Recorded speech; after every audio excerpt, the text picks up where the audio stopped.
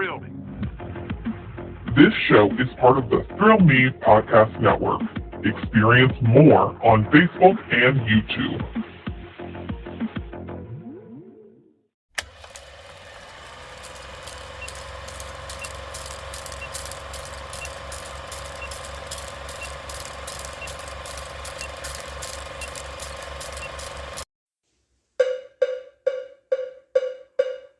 It's Review It Man, reviewing what he can. Movies are his jam, so let's get twisted, man. It's Review It Rob. Hey yo, and welcome to a brand new episode of the Review It Rob show. I am, of course, your host, Review It Rob, coming at you with all kinds of goodies this week. A little bit of goodies, Got some bits and pieces to talk about on the DC front and the horror front, as well as good couple other stories in the movie realm going on. Review this week, if you can tell by the title there, it's gonna be the newest jammy jam from M. Night Shyamalan, Knock at the Cabin. Got to finally check that out, so a couple weeks after its release, but finally got to check it out over the weekend. Watched that with my brother Tombstone Josh, and it was I'll give you my review when we get there. Before we get there, man, it was a interesting time. This is the last time we talked here. I did last week's episode. Since then, I've been on Slasher Report, one of the amazing shows here on the Thrill Me Podcast Network. Got to guest on that show. I get to be on that show every now and then, and it was fun to be back on it. It's more of a scheduling issue. I work late, and to record at night, and they record during the day. Sometimes it doesn't work out, but this week it kind of synced up, and it was awesome. We got to talk some fun things, and there will be news that we talked about in that show that I'm not going to talk about on this episode. So I say go check out Slasher Report for some other topics, and I'll bring those up again when we get to those areas. But I was on Slasher Report, and then after that, the Throw Me Podcast Network, the whole group got to do the anniversary special, man, because the Throw Me Podcast Network turned 1. We're 1 year old. It's awesome to finally be at that point, and we did a celebration, had a good time, talked some memories, talked some fun stuff, and then had a championship bout with Joe from I Guess This Is Growing Up podcast, facing me, the champion, the Throw Me Podcast Network's first ever reigning defending champion. And I can say now that time has passed, I am still the reigning defending champion of the Throw Me Podcast Network, man. It was a fun time. Support to Joe. I'm not going to, talk crap. We talked crap leading into it, but, it's part of the network and be nice and all that stuff. But great challenge there. First round was rough for both of us. Second round, a little bit better for him in the first round. Second round got better for me, and I took the lead. And then the third round, I just held on to that lead. I didn't even have to worry. Risk was taken, and you take some risks. Sometimes some bad things happen, but bad things for them because it's good for me because I'm still the champion. So happy about it. Glad I got to defend the championship. I had a longer reign than Kane. Kane's first championship was 1 day, so I was already ahead of that, but I was a little like, come on, man, I can't lose the first time I defend the championship. So again, it was looking rough in the beginning, but finally got there. If you want to check out the whole show, it is on the Throw Me Podcast Network's YouTube. You can watch that whole video. We had a great time. We had the representation there. Unfortunately, Tombstone Josh couldn't be there, but we did a video afterwards. Tombstone Josh and I did a little celebration drinky drink that is also on the Throw Me Podcast Network's YouTube. We did an adult butter beer. So you want to check that out, that is there as well. Check out all the Throw Me Podcast Network stuff, man. All of our shows are on the YouTube. We've got some fun videos on there as well, like gameplays and trailer reactions. And then you can hear all of our shows wherever you listen to podcasts. We've got the Metal Groove Podcast, has a new episode out now with a good, pretty awesome interview on it. We've got the Slasher Report. We've got, I Guess This Is Growing Up. We've got Core Memory Unlocked. We got Mr. Wonderful doing his thing over there. We've got fun stuff going down. So check that all out over on the Throw Me Podcast Network, wherever you listen to your podcast. And again, we got the YouTube up there. You can do some Instagram following, some Facebook following as well, whatever works for you. But nonetheless, that's what's been going on with me since the last time we talked here. I am still the champion, thankfully. Can't wait to see what happens next. We got the March Madness bracket, which is the next thing on docket where we're going to find a challenger. Challengers go through the docket. I get to hang back and watch and see the madness and then, see who my number one contender will be coming out of that. But very excited, man. Happy to still be champion. All right, going from that fun madness into this week's episode, we always kick off the show with a review. Remember, every single review I do on this show is one, spoiler free. I will never spoil a movie on this show.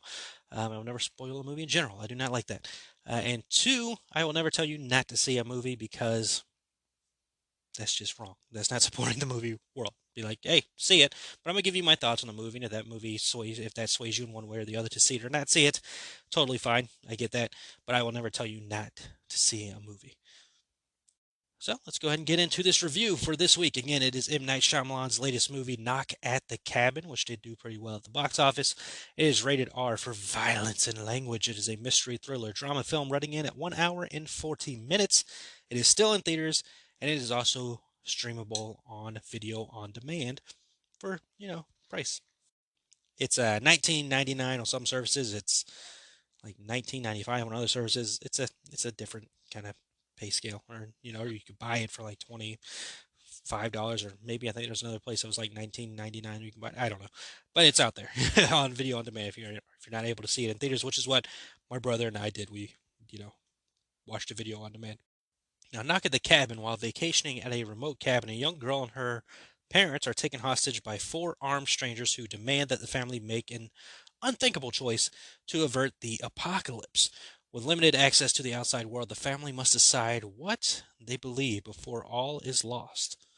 Now, Rotten Tomatoes, critic score comes in at 67%, while the audience scores it at 64%, so pretty close there. IMDb has it at 6.2 out of 10, which is also, thinking wise, pretty close as well. So what are my thoughts on the film itself? Now, M. Night Shyamalan, I talked about him last week. He signed a deal with Warner Brothers because his films have, throughout the last several decades, he is one of the few people, if maybe the only person, to have a film debut at number one throughout multiple decades. I'm sure that's not right, that he's the only person, but he did make a lot of money, and Warner Brothers was smart enough to add that in there. Now, if you've watched M. Night Shyamalan's movies, there's always this kind of twist that you're looking for in the films, and there's always a feeling here and there, and then also the films are a bit hit and miss. There's movies that are really, really good. There's movies that are like, meh, and then there's movies like The Happening, where like, what the fuck, which if you're a fan of The Happening, cool. I get it. I love Tom Cruise's Mummy, and I get a lot of shit for it, whatever. But overall, I was interested in the movie. One, freaking Rupert Grint's in it. Huge Wizarding World fan. Rupert Grint's in a thing. I'm gonna check it out when I get the chance. So it was cool to see him in it. Dave Bautista's in it. Big Bautista fan, right? As an actor, I remember when he was wrestling, I was the biggest fan of him to begin with. But as time went on, and I got older and stopped dealing with, stop pushing this person, anger that most wrestling fans get, and a lot of wrestling fans still get, even at my age now. But I like Batista. I like what he's done in the acting world, and I like the fact that he takes on a lot of different roles. I appreciate that in him. And I was interested in the concept of the movie. Like, these four randos show up at a cabin, which is, of course, in the woods, horror movie trope. um, and which this is not necessarily a horror movie. It's a mystery thriller kind of deal, but it does get pretty violent. But it's an interesting idea. These four people show up at a cabin, and they're telling you, oh, you have to sacrifice a member of your family to stop the apocalypse from happening. And of course, you're gonna immediately met with, what the hell are we talking about here? If you're in that situation, like, what's going on here? What are we doing? What do you mean the apocalypse? Because some people believe in that, some people do not believe in that. But it's a very random occurrence for people who are wielding weapons. You got somebody as huge as Batista. You're like, what the hell? This is crazy. We're in the middle of the woods. We got no freaking service. This is insane. Like, what do we do here? I think the movie itself is fine. It is a very, very slow-paced film, though. So you got to be on board for that to get through the movie. It is a pretty standard pace throughout the film. It will pick up here and there, but not a lot. It is very,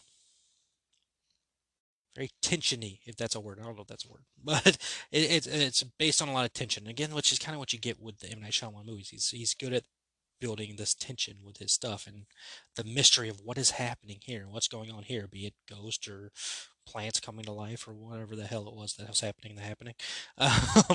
But stuff like that, and then of course Glass and all the other movies he's got. There's just this tension of the mystery of it all that's building in it. And of course, there is some drama aspects of it because the parents with the kid and all that. What can you do here? And then the world's coming to an end and all that stuff.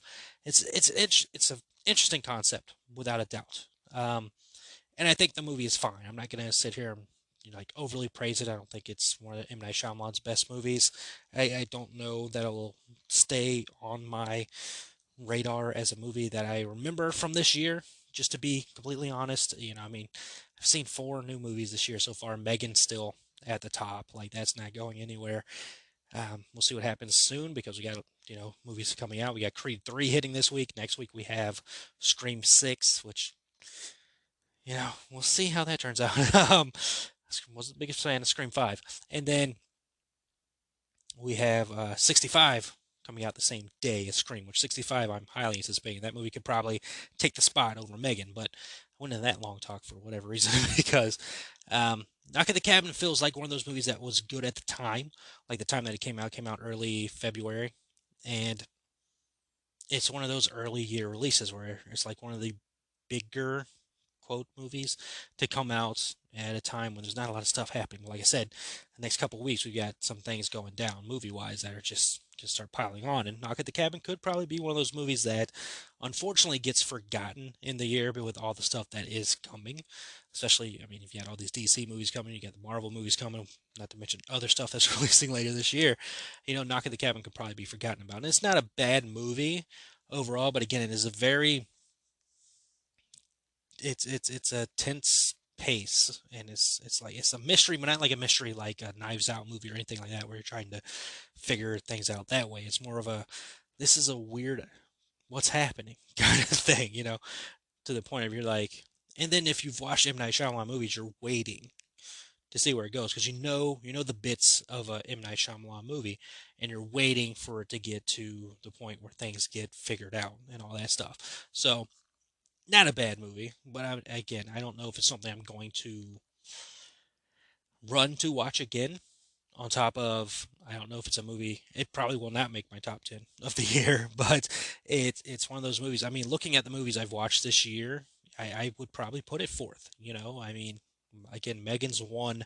Sick wasn't bad. I think I liked Sick more than Knock at the Cabin, than Ant-Man 3, which was a fine movie as well for the time that it came out. So yeah, Knock at the Cabin is just gonna run into some problems when other movies come out. It may be a forgotten film of the year, but it's not bad. Like, and I know I've said that a couple times already. I'm just kind of long-winding this for no reason, but overall, it was enjoyable enough. You just got to stick with it while everything gets figured out and they work through all the motions and everything. The violence of the movie, I'm trying to remember because I watched this a couple days ago, but the violence of the movie is more of a how do I put this idea of what's happening more than a seeing of what's happening. If that makes sense. And that doesn't spoil anything, but it's more of a camera moving away kind of deal, which is interesting because it has this R rating. I mean, it's violent, it is definitely violent, but it's not like a Rob Zombie violent, it's more of a you get the idea violent as opposed to the visual violent. That makes sense. That makes sense in my head because I've seen the movie, but hopefully that makes sense to you, the way I'm putting it out there. But overall, again, I'll say the movie's fine. It's what it was. Maybe I'll watch it again at some point in time, but I'm not gonna run to watch the movie again. If I do a M. Night Shyamalan marathon, which could be possible with the Nightmare on Revere Street show, they're still working on ideas for the next version of that. Maybe could end up doing that. Who knows? But overall, decent movie. Didn't hate it. I left watching it fine. I was like, okay, that's fine. There you go. That's my viewpoint on Knock at the Cabin. If you've seen it, man, let me know what you think. Send me a message on the Twitter or whatever. Let me know what you think. All right, let's jump into DC news. I have 2 things here to talk DC wise. Actually, 3 things. They showed Red Death for the Flash show. No, don't like that. Don't like that at all. I have not watched the Flash show in quite some time. If you don't know what the Red Death is, let me tell you what that is real quick. So to put it in like layman's terms, the Red Death is Bruce Wayne in the timeline Bruce Wayne is traumatized by the deaths of, his various sidekicks, meaning Robin, multiple Robins, of course, and sought to harness the Speed Force as a means of upgrading his crime-fighting ability. Now, the Flash, which, no, going back real quick, meaning the Red Death is a villainous version of Batman from Earth 52. Earth 52. And how he got his powers is freaking metal, man. Batman took advantage of the Flash's compassion, and used that to knock him out. Strapped him to the freaking Batmobile, and then used that to tear into the Speed Force, which resulted in merging Barry and Bruce, transforming them into the Red Death. So that's the Red Death, the character on the Flash, and I haven't seen the show, so I can't fully talk about it. But I saw a clip of it. It's a CW show, so I'm not gonna go too hard on this, but I don't like it. I don't like what I've seen so far. But just saying, that was one of the things that happened DC wise this week. The Flash. Speaking of the Flash film, my most anticipated movie of the year, will be hitting CinemaCon 2023. This will be the first public screening of the film. Now, the film has gone through many test screenings and has fared very well, unlike Uncle Man has. But the Flash will be hitting CinemaCon 2023 on April 25th, or I don't know if it's April 25th. The event takes place around April 25th and 27th or something like that. But that's big. We're going to see what the live reaction is, which also means look out for spoilers. Be careful. I honestly I don't like spoilers at all, so I will pay attention to this to the best ability to avoid the spoilers. And of course, I'll let you know what the testing results are saying about the film. But again, the film is doing very well. A side note to this, I've been pretty vocal about my fandom of Ezra Miller, and I did look up more stuff on Ezra, and there's something on Twitter, and I don't have the handle right now. You can search Ezra Miller. There is a person who did like a freaking thread of proving all this stuff against Ezra is just BS, which I've been screaming this whole time, and you can read it and you can see all this proof and all that stuff. Yeah, again, let's stop attacking Ezra, all right? It's already been very clear that Ezra did not do the things they are being accused of in a lot of realms. The stuff that Ezra did, already paid for. So let's just move forward with this and get that out of the way. This film is going to be huge. It's going to be a big time thing. I don't want some stupid BS controversy, which has been BS controversy pretty much since the beginning, to harp that movie. So again, go there, read it, and see all this stuff that is proving, oh, well, one of these people that accused Ezra of something was a stalker of Ezra. Oh, shocker. So shocking to find out these people who are making these accusations have ulterior motives, like normally you see with celebrities. But nonetheless, Flash film is hitting CinemaCon, and we'll see how the live public screenings go. Other thing, news here is DC is putting a property over on Netflix, but sorry, Snyderverse fannies, it is not Zack Snyder's Justice League continuation. It is Dead Boy Detectives, which is based on DC Comics characters of the same name. It'll be now heading to Netflix as opposed to HBO Max, where it did have a show originally planned as a spin-off from the Doom Patrol. The characters did show up on that. Netflix is already the home, of course, to Sandman, which was getting a season 2. And, of course, Sandman's based in DC Comics realm, and now this series is heading over there. The series is described as a fresh take on a ghost story that explores loss, grief, death through the lens of Edwin Payne and Charles Rowland, two dead British teenagers and their very alive friend Crystal Palace. So, it's a lot like vintage detective series, only darker and on acid. So, I love DC. I'm going to check it out. I still need to watch The Sandman, to be honest with you. But it's interesting to me. I mean, you think about, and of course, there's just, I don't know what's going on with HBO Max. There's things that are getting canceled or removed, and but there's still shows coming to HBO Max. I think they're trying to just figure everything out right now, especially with a new slate with DC that's going on, and all that with the plans with James and Peter, and figuring out where they're going with everything. Of course, there will be shows on HBO Max, but it's interesting to see that. And of course, they're going to get money from this, which is a thing. They need to recoup some money. So into it. I'm glad that's happening. And again, I'll check out the show. The show sounds interesting enough, which is a good tie-in to now jumping into the horror realm and the horror news. But that was the DC talk right there, man. So check it out if you want to go look at the Red Death CW Flash version. You go check that out. Again, the Flash is hitting CinemaCon in April, and we got the Dead Boy Detectives heading over to Netflix as opposed to previously being on HBO Max. And also, again, look up the facts on Ezra Miller's allegations before just hating them because of article headlines. All right, let's see. Going to horror, and this name is not very horror, but this name has been added to a horror film. Jennifer Nettles. You may know her. She is a singer for the band Sugarland. Want to say Sugarland? You know that band that does wow, stuck like glue. That band, she's the lead singer. She has joined the cast of the upcoming Exorcist film from David Gordon Green, and is apparently in a now unnamed primary role in the film. The Exorcist is still the working title for the film and is planned to be a first of a trilogy from Blumhouse, Morgan Creek, Universal, and Peacock. The movie is still on track for a theatrical release of October 13th, 2023, so later this year. I am very interested in this movie. Now, Jennifer Nettles' acting, I don't know much about. I know she was in The Righteous Gemstones, which was awesome. She was good in that. But I don't know her other acting. Um, but good for her being added to this. As for the working title, The Exorcist, I'm sure it's probably just going to be called The Exorcist again. Remember, David Gordon Green just did the Halloween trilogy, and the first film was still called Halloween. So I will not be surprised if this movie is called The Exorcist as they're going forward. Then the next one will be The Exorcist Kills, then The Exorcist Ends. I had to. I had to do it. But I'm interested in this movie, man. Like, I've become a bigger fan of The Exorcist. Like, I saw that movie when I was younger and just being like a dumb punk kid. I'm like, man, this movie's boring. You know, as I got older and watched it, I'm like, oh, this movie is terrifying.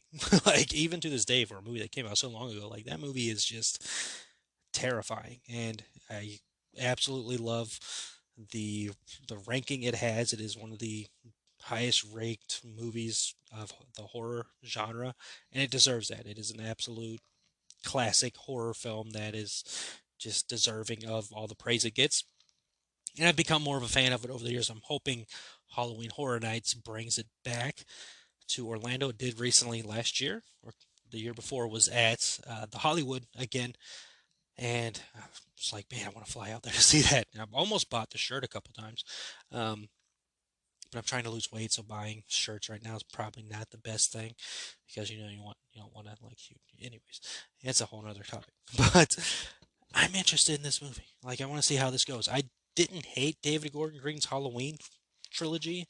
I mean, the first Halloween movie is very awesome. Not just saying that because it was filmed here and I drive by one of the filming locations every day, but I thought that first movie was really freaking awesome. The second movie,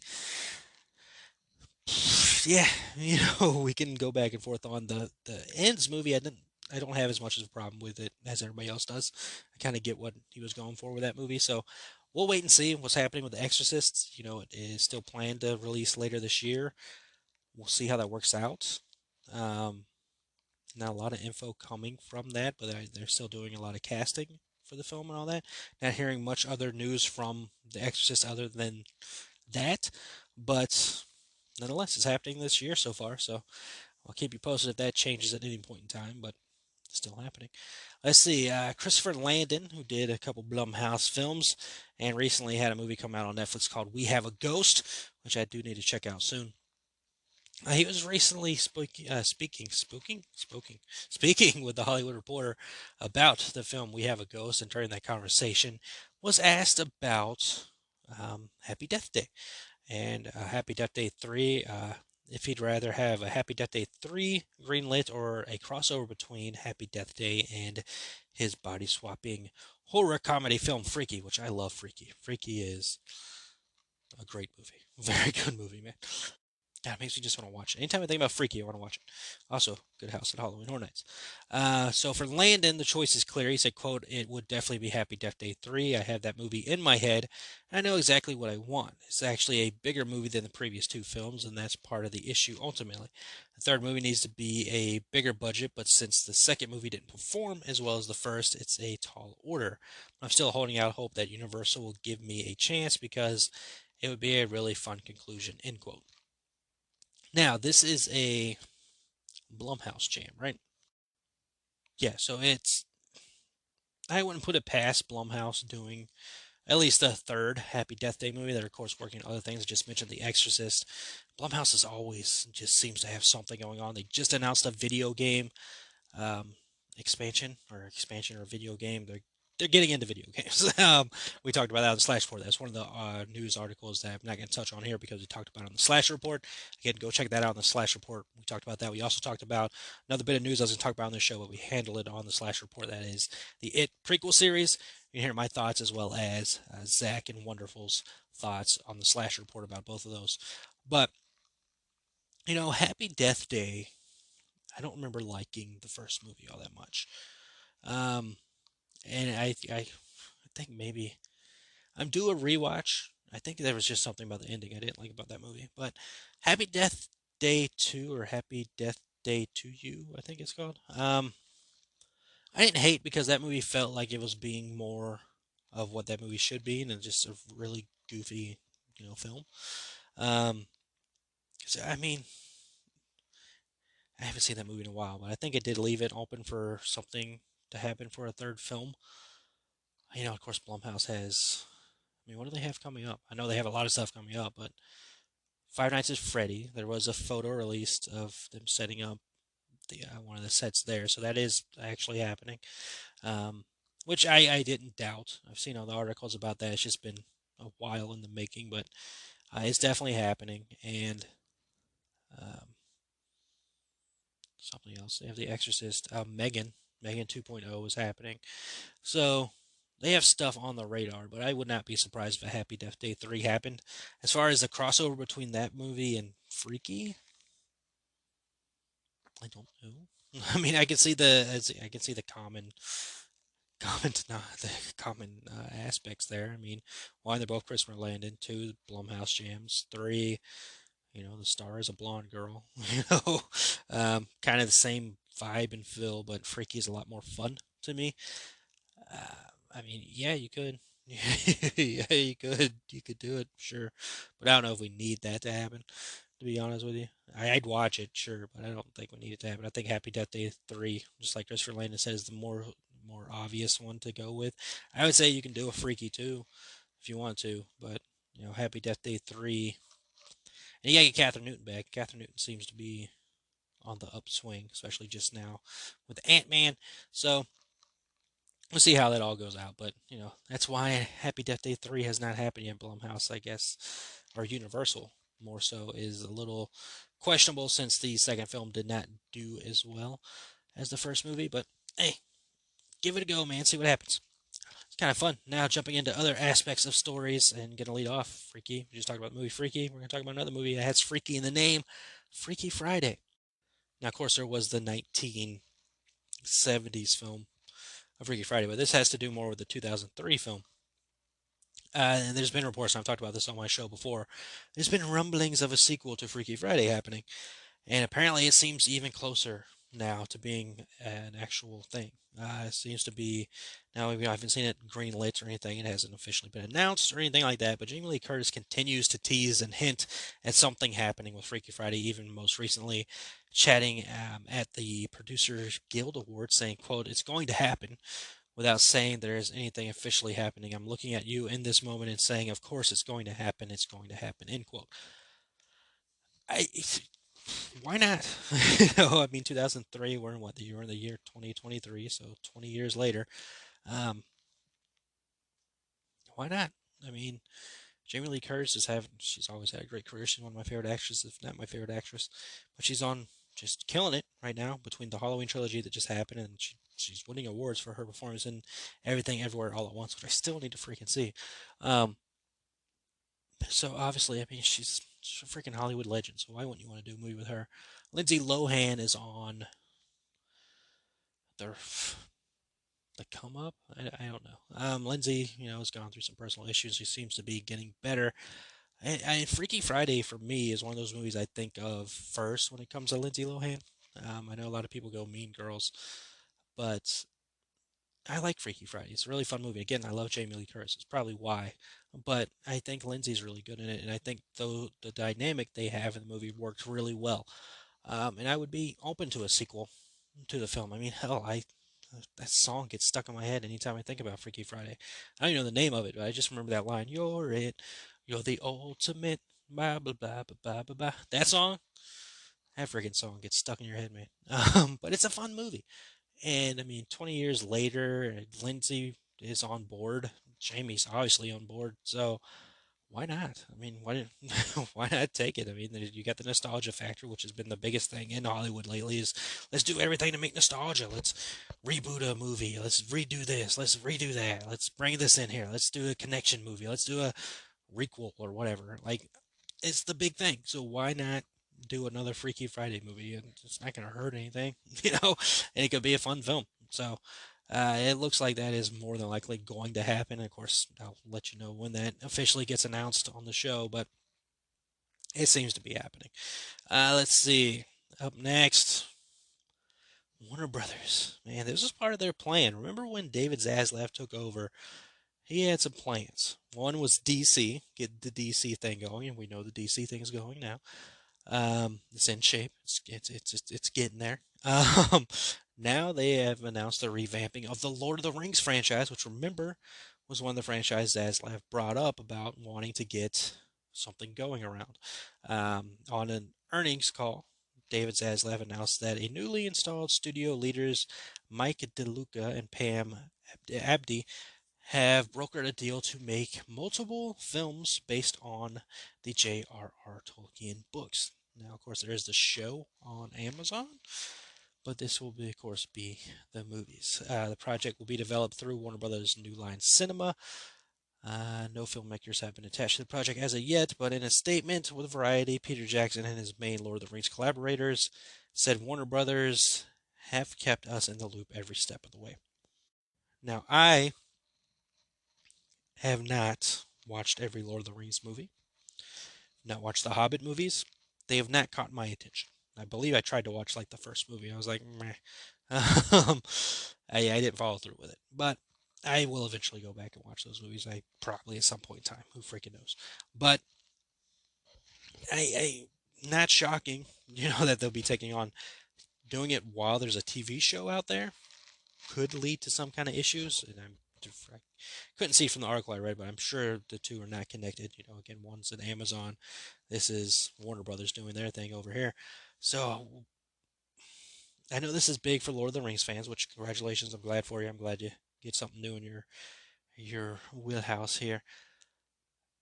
And this again fits into what I was talking about earlier with David Zaslav working on things, which leads into because the other franchise he mentioned was the Wizarding World and trying to get that stuff going, which the Wizarding World is doing fantastic right now with the game Hogwarts Legacy. Like that game is breaking records and it's not even fully out yet. Like it's out for like PC and PlayStation 5, which is what I'm playing it on. It's out on whatever the Xbox system is, but it still has to release on like the other systems, like the PS4 and the Xbox, whatever the fuck, that stuff, right? Or it may have within since then, but it's been breaking records like Twitch records and all that stuff, and it's just killing it everywhere and getting amazing reviews and all that stuff. It, by all means, should be game of the year when the Game Awards happens, but there may be some politics that make that not happen. But we all know that it's the game of the year already. And there's already talks of sequels, and not just a sequel to the game, but a freaking whole franchise building out of the video game that is now going on. So, is that the Wizarding World area that Warner Brothers is going in, or will we start seeing other films? Fantastic Beast is. I'm not going to say it's dead because it hasn't officially been announced as dead. There's rumors out there that it is, but it hasn't been officially announced as done. There's still supposed to be other movies, and at least 2 more. We'll see. um, and then, of course, there's always been the rumors and the rumblings of, they're going to do the Cursed Child film and bring back the original cast to do that. I don't know if they're doing that yet. There's talks of a Harry Potter show on HBO Max. Don't know. But that's the next franchise, right? I mean, you've got DC's up and running. You created DC Studios. You got two heads over there taking care of it. They're building the thing up. Now you've got Lord of the Rings going up. So Wizarding World is the next thing to work on. So I'm obviously going to follow that. I'm a Wizarding World fan. So I'm going to follow all the bits and pieces that happen there, and I will let you know. Wizarding World might become one of the mandatory topics on this show, but hey, why not? Let's get it going. Let's figure. Holy crap! Sorry for coughing in your ears, just and that came out of nowhere. I apologize. I don't know what that was, but that freaking sucked. That hurt. Wow. All right. Let's wow. Finish this show up before. Apparently. Wow, that was weird. Okay. Last bit of news here to touch on is that The Walking Dead actor and most recently in Nope, Steven Yeun has joined the cast of Thunderbolts in an undisclosed role that is significant to the movie and could also play a role in the feature films. Thunderbolts is currently scheduled to arrive in theaters on July 26, 2024. If you're not keeping up, Thunderbolts is essentially Marvel's Suicide Squad, um, supervillains recruited by the government, blah, blah, blah, to do stuff. Suicide Squad. um, that's basically what that is. Florence Pugh, the amazing Florence Pugh is in it. David Harbour's in it. Harrison Ford has been cast in the movie. You've got Wyatt Russell. You've got, pretty much anybody you've seen before. Sebastian Stan is going to be back in it. He's apparently the leader. You got Julie Louis-Dreyfus. There's people off the top of my head. I'm sure I'm missing people. But it could be cool. God, that cough just ruined me. It probably ruined your ears as well. Again, I'm sorry. But that's cool that Steve Yeun's been in. He's a good actor. I like what he did in Nope. He was good in The Walking Dead from the time that I was on there. I made it through a good bit of The Walking Dead before I was just like, I can't do it anymore. I've said I'm gonna go back and watch that show, but between that and Supernatural, I'd probably pick Supernatural first. But yeah, it's a lot of watching. And we already know how I am with shows, baby. But that's cool. Good for him joining this and it being a ongoing role. Like I said, he was good in Nope. I haven't seen Nope in a while, but I haven't seen Nope since I saw it in theaters. But he was good in it, and can't wait to see who he ends up playing. I'm not really gonna know who it is.